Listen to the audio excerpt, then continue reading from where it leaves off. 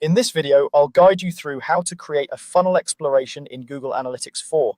Funnel explorations are really useful when you want to see how people move through a sequence of steps on your site or app and where they drop off along the way. By the end of this tutorial, you'll know how to set up a simple funnel so you can start analyzing user behavior more clearly. First, let's open the exploration section in Google Analytics 4. Once you're logged into your GA4 property, look over to the menu on the left-hand side of the screen. You'll see several icons and labels there. Find the option labeled Explore with the magnifying glass icon next to it.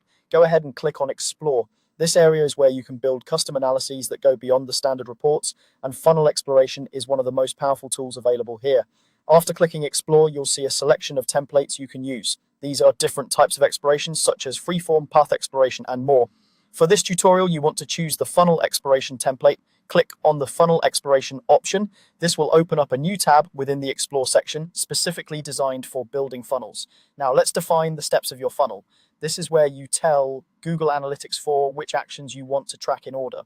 Think of these steps as the key milestones you expect a user to go through, such as viewing a product, adding it to the cart, and then completing a purchase. Even though we're only adding 2 steps here, the process is the same if you want to expand it later.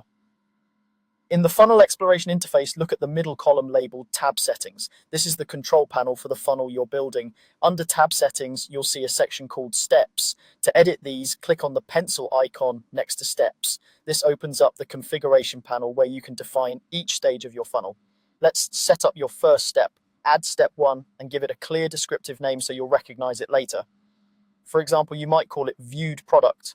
The name is for your own understanding, so choose something that reflects what the step represents in your user journey. After naming the step, you need to tell GA4 which event should count as this action. In this case, you can select the event called View Item. This event typically fires when someone views a product page, which makes it a great starting point for many e-commerce funnels. Next, add Step 2. Again, give it a meaningful name such as Added to Cart. Just like before, the label is there to help you remember what the step is tracking. Then select the event that corresponds to adding an item to the cart. For most GA4 e-commerce setups, this will be the Add to Cart event. By choosing this event, you're telling GA4 that any time that event is triggered, it should be counted as reaching Step 2 in your funnel.